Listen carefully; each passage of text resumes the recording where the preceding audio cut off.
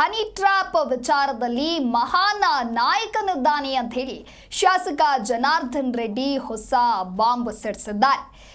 ಇನ್ನು honey trap ವಿಚಾರಕ್ಕೆ ಸಂಬಂಧಪಟ್ಟಂತೆ ಈಗಾಗಲೇ ಸಾಕಷ್ಟು ಚರ್ಚೆಗಳು ಕೂಡ ನಡೀತಾ ಇದೆ. ಇನ್ನು ಈ ವಿಚಾರದಲ್ಲಿ ಮಹಾನ್ ನಾಯಕನಿದ್ದಾನೆ.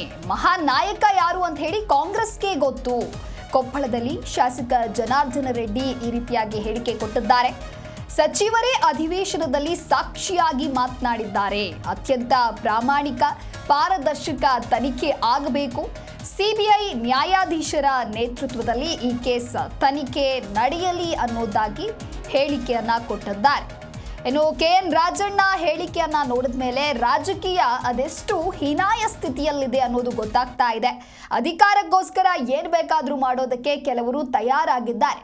ಹನಿ ಟ್ರ್ಯಾಪ್ ಯಾರು ಮಾಡಿಸಿದ್ದಾರೋ ಅಂತ ಹೇಳಿ ಗೊತ್ತಾಗಬೇಕು ಅಂದ್ರೆ ಸಿಎಂ ಸೂಕ್ತ ತನಿಖೆಯನ್ನ ನಡೆಸಬೇಕು. ಸಿಬಿಐ ಅಥವಾ ನ್ಯಾಯಾಧೀಶರ ನೇತೃತ್ವದಲ್ಲಿ ತನಿಖೆ ಮಾಡಿಸಲು ಸಿಎಂ ಆದೇಶವನ್ನ ಮಾಡಬೇಕು. ಇದರ ಹಿಂದೆ ಯಾರಿದ್ದಾರೆ ಅನ್ನೋದು ನಂತರದಲ್ಲಿ ಗೊತ್ತಾಗುತ್ತೆ ಅನ್ನೋದಾಗಿ ಶಾಸಕ ಜನಾರ್ದನ್ ರೆಡ್ಡಿ ಹೇಳಿಕೆ ಕೊಟ್ಟಿದ್ದಾರೆ.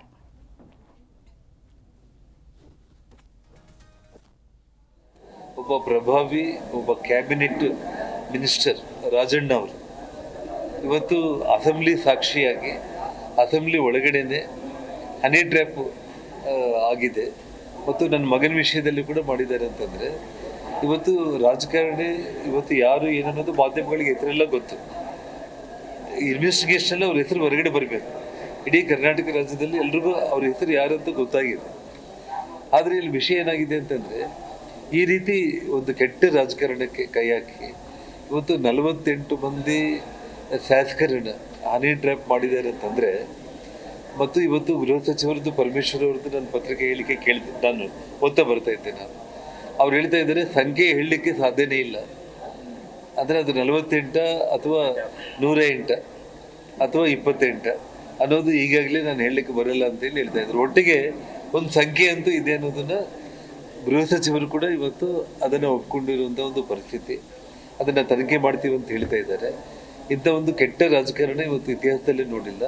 ಮತ್ತು ಕ್ಯಾಬಿನೆಟ್ ಸಚಿವರು ಅಸೆಂಬ್ಲಿ ಸಾಕ್ಷಿಯಾಗಿ ಅಸೆಂಬ್ಲಿಯಲ್ಲೇ ಮಾತಾಡಿದ ಮೇಲೆ ಇದ್ರ ಬಗ್ಗೆ ಮುಖ್ಯಮಂತ್ರಿಗಳು ತಕ್ಷಣ ರಾಜಣ್ಣ ಅವ್ರ ಮಗನಿಗೆ ನೀವು ಹೋಗಿ DIGಗೆ ಕಂಪ್ಲೇಂಟ್ ಕೊಟ್ರಿ, DG ಕಂಪ್ಲೇಂಟ್ ಕೊಟ್ರಿ ಅಂತ ಹೇಳ್ತಾ ಇದ್ದಾರೆ.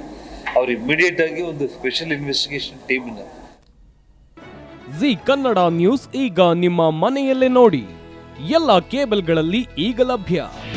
ನಿಮ್ಮ ನೆಚ್ಚಿನ ಜಿ ಕನ್ನಡ ನ್ಯೂಸ್ ಈಗ ಸನ್ ಡೈರೆಕ್ಟ್ ನಲ್ಲಿ number 292, Tata play number 1664, Jio TV number 1334, NXT digital number 30, in cable number 30, city networks 51, U digital number 162, GTPL number 17, Rockline telecommunications number 42, Shri Basaveshwara cable number 168, rural cable network 60, Vinayaka digital 57, Abhishek cable 821, city channel 53, Siddeshwara cable network 57, V4 digital Infotech 628, Surya digital networks 53, Gajanan digital number 836, Malnad infotech private limited number